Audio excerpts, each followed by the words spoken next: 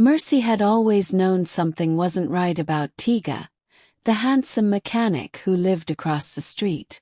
He had charm, yes, but the kind that felt rehearsed.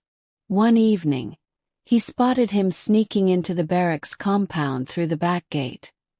His movements too familiar for a man who wasn't military. Curious, she followed from a distance, stopping when she saw him enter the quarters of Sergeant Eunice, a fierce female soldier known for her ruthlessness and masculine presence. Mercy's eyes widened. She'd heard rumors of Tiga's affairs, but no one ever imagined he'd be foolish enough to tangle with that woman. The next morning, chaos erupted in the barracks. A crowd had gathered around the sergeant's house. Whispered voices floated in the air.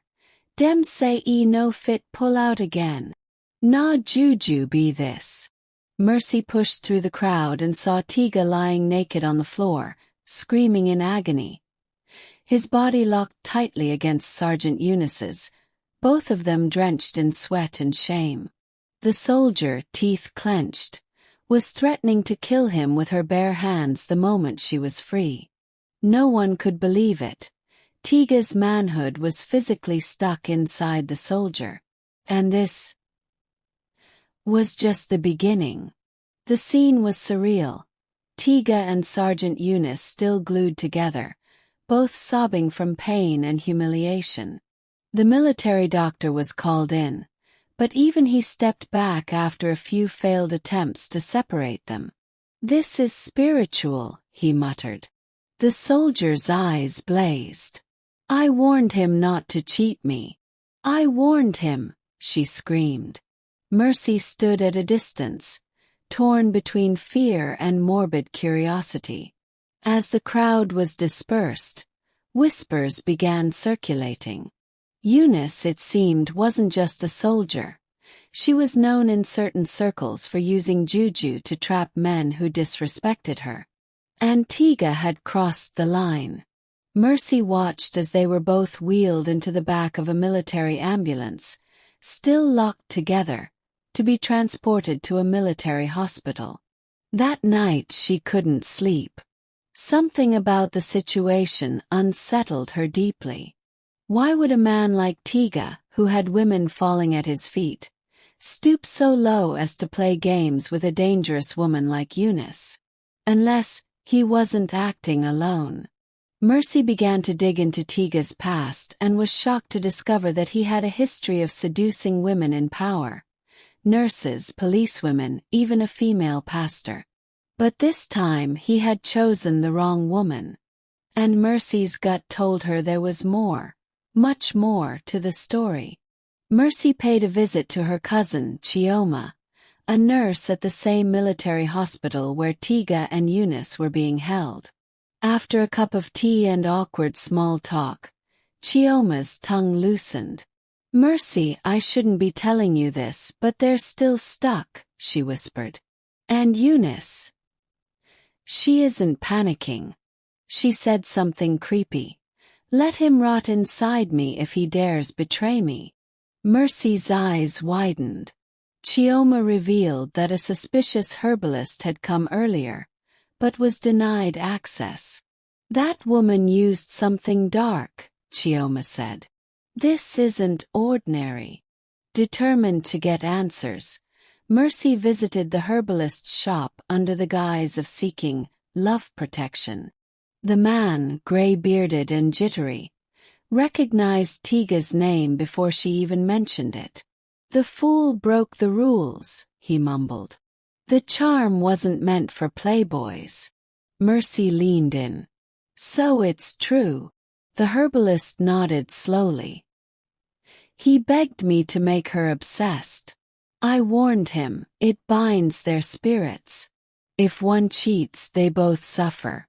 Now he's paying the price." Mercy left with chills running down her spine. Tiga wasn't just foolish. He was cursed by his own greed. While under military guard, Sergeant Eunice remained calm, even regal. She refused treatment, claiming she had her own plans. Meanwhile, Tiga was deteriorating, physically and mentally. His screams were no longer from pain but regret. A military psychologist was brought in, but Eunice silenced him with a single sentence. He knew what he was doing. The media caught wind of the bizarre event, and whispers of black magic filled the air. The military tried to suppress the story, but Mercy knew the truth was bigger than they imagined. Mercy sneaked into the hospital with Chioma's help and confronted Eunice. "Release him," she pleaded. Eunice stared at her with blazing eyes. "He promised me marriage. He promised me loyalty. He turned me into a clown." Mercy didn't flinch. "He's human. He made a mistake. But you're killing him." Eunice sighed. "Then let him die. He's already dead to me." As Mercy was escorted out, Eunice's parting words echoed. "Tell the next woman to ask questions before giving her body. Love is war." With time running out, the military commander overseeing the situation called for an emergency meeting. He offered Eunice an ultimatum: release the man and avoid court-martial. But Eunice laughed in their faces. "No judge in Nigeria can undo this binding," she said. Mercy watched, heart-pounding. It was clear. Eunice wasn't just a woman scorned. She was possessed by vengeance. And maybe something darker. That night, Mercy visited a renowned spiritualist deep in Ikorodu. The woman, Mama Neka, was feared and respected.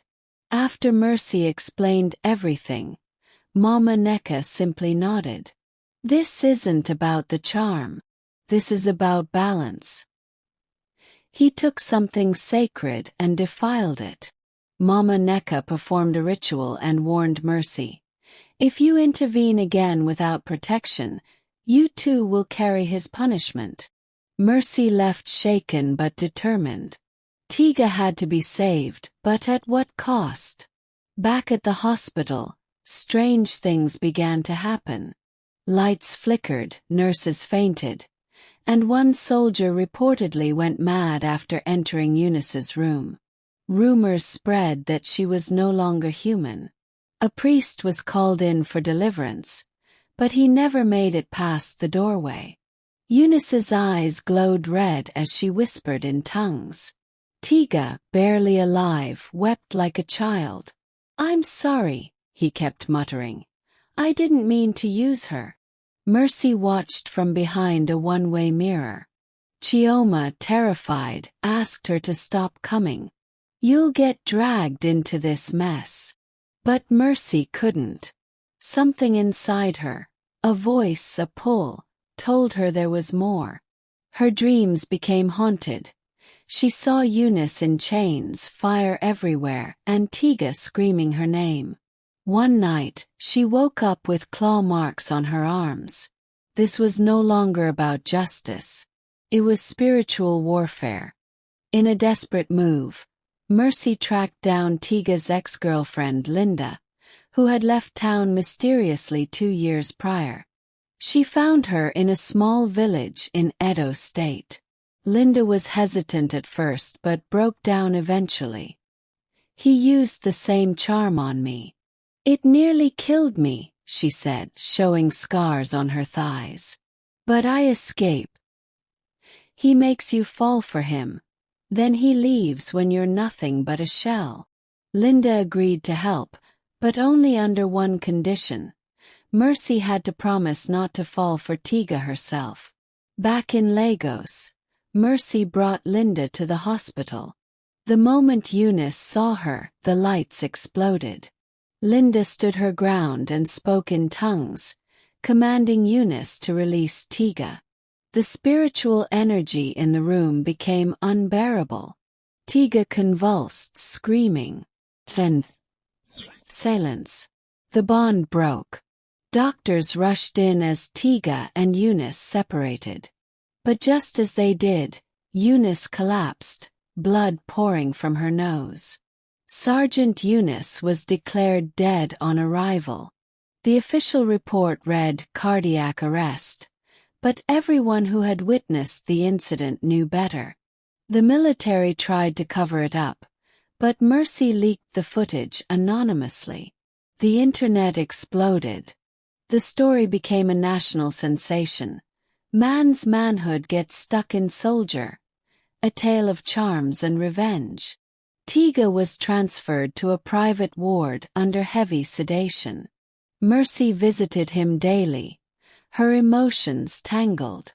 He was broken not just physically but spiritually. One night he woke up and whispered, "She wasn't the first. I used that charm on 7 women." Mercy froze. 7? Yes. But she was the only one who fought back. That night, Mercy wept for every woman who had suffered in silence. But justice was only halfway done. Mercy and Linda teamed up to find the remaining 6 victims. They launched a campaign disguised as a women's support group. Over weeks, victims came forward, each with horrifying tales of emotional manipulation, blackmail, and physical torment. One had attempted suicide. Another had lost her mind. One was still missing. The case gained traction. Mercy compiled evidence and submitted it to the authorities. But then she received a warning: drop the case or face consequences. Anonymous threats flooded her inbox. Her tires were slashed. Her apartment was ransacked. But she refused to back down. Tiga wasn't just a player. He was a predictor. As Mercy pushed forward, the military began distancing itself. Tiga's connection to several high-ranking officials came to light. He had been pimping women to them using the same charm. The scandal threatened to shake the very foundation of the force. Mercy received a visit from a colonel who offered her a blank check to disappear. She declined. Instead, she went public. In an explosive interview, she revealed everything: names, dates, victims. The country erupted. The presidency ordered an independent investigation. The charm network was real, and it was deeper than anyone imagined. For the first time, Tiga's crimes were not just a personal tragedy. They were a national crisis. One night, Mercy was walking back from a meeting with her lawyer when a man stepped out from a dark alley. He was old, barefoot, and covered in dust, yet his voice was thunderous. "You've awakened spirits that should have stayed buried," he said. "Tiga's charm wasn't made here. It was stolen from the forbidden shrine of Agyata." Mercy stood frozen. "Who are you?" The man simply disappeared into the shadows. That night, her windows shattered for no reason. She knew something ancient had been disturbed. She consulted Mama Neka again, who confirmed the man's words. Tiga used a sacred binding from Agyata, used by ancient warriors to protect their wives from enemies. It's why no one could break it. Mercy felt the burden grow heavier. To finish this war, she had to return the charm to where it was taken. But the shrine had been lost for decades. The only clue was in Tiga's confessions.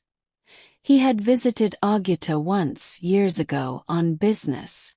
That business was coming back to haunt them all. Mercy, Linda, and a small crew of journalists and spiritualists journeyed deep into the forest of Agyata. The villagers were hostile at first, spitting at them and warning them to turn back. "You carry the curse," an elder growled.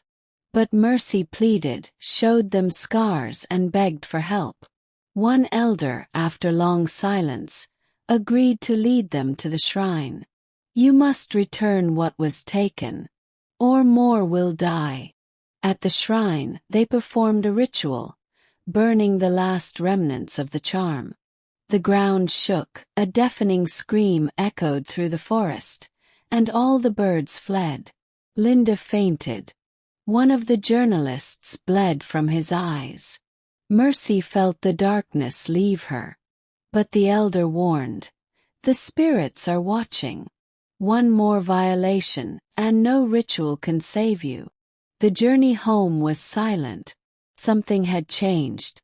Back in Lagos, Tiga was arrested and charged with multiple counts of spiritual assault, emotional abuse, and conspiracy. The courtroom was packed. Women wept as they gave testimonies. Some couldn't speak, only sobbed. Tiga remained silent throughout. His once proud face now hollow. Mercy testified last. Her words were clear, strong, and damning. This wasn't love. This was manipulation, backed by forces we can't even understand. But I refuse to let fear silence justice. The judge, visibly shaken, called for a recess. Outside the courthouse, hundreds of women chanted Mercy's name. A movement had begun. Tiga was sentenced to life imprisonment. But that night, he vanished from his cell. Cameras caught nothing. Guards saw nothing. It was as if he was swallowed by the shadows. Panic gripped the nation. Was it escape, or spiritual retribution? Tiga was sentenced to life imprisonment. But that night, he vanished from his cell. Cameras caught nothing. Guards saw nothing. It was as if he was swallowed by the shadows. Panic gripped the nation. Was it escape or spiritual retribution? Months passed. Mercy opened a foundation for victims of emotional and spiritual abuse. Linda became her co-director. Chioma moved abroad. The military remained silent, trying to erase all traces of the scandal. But the internet never forgets. Documentaries, articles, even international media picked up the story. Despite everything, Mercy remained grounded. She often visited a quiet beach in Badagry, leaving flowers for Eunice. "You were a victim too," she whispered. Healing was slow, but it was happening. She knew she had to forgive, not for them but for herself. One evening, a charming man approached her at a book launch. He was kind, smart, and respectful. For weeks, he courted her with no pressure. But one day she saw something in his drawer, a small bottle wrapped in red thread. Her heart froze. "What's this?" she asked. He stammered. "Protection. For love." Mercy smiled sadly. "There's no charm that can build love. Only honesty does that." She walked away, tears in her eyes. She had learned. She would never fall for magic again. A whistleblower emerged, claiming Tiga had been part of a secret cult called the Binding Flame, a group that used spiritual sex magic to control powerful women.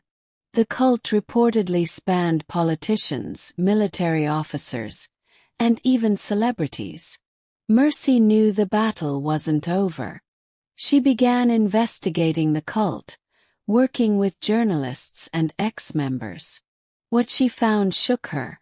Eunice wasn't the only one who had been used. Many women were still trapped, emotionally and spiritually. Mercy knew she couldn't stop now. She had to finish what she started. The cult caught wind of Mercy's investigation and came after her. Her car was rigged. She survived. Her office was burnt. She rebuilt. One night, masked men broke into her house, but she was ready. Linda fought them off with a bat. Mercy lit a candle and whispered a prayer she had learned from Mama Neka. The power shifted. The cult leader, an old bishop, was exposed. Video evidence, survivor testimonies, And whistleblowers brought the entire operation crashing down. Dozens were arrested. Mercy stood at the center of a storm, and never flinched. Years passed. Mercy published a book, Bound but Not Broken. It became a bestseller. She traveled the world, speaking to women about self-worth, spiritual integrity, and love without manipulation. Her scars became her power. Tiga's story faded into legend. Some say he still haunts the Agyata shrine. Others say he became a ghost. But Mercy no longer feared him. She had transformed her pain into purpose. In a televised interview, "What's the biggest lesson you've learned?" She paused, then said, "Never trust appearances. Not all street charm is harmless. And sometimes, the greatest evil wears the face of desire." The camera zoomed in as she looked directly into it. "Ladies, know your worth. Don't fall for words, watch actions. And never, ever let anyone bind your soul." The screen faded to black. The nation applauded. And the world remembered her name. Mercy, the woman who faced demons and won.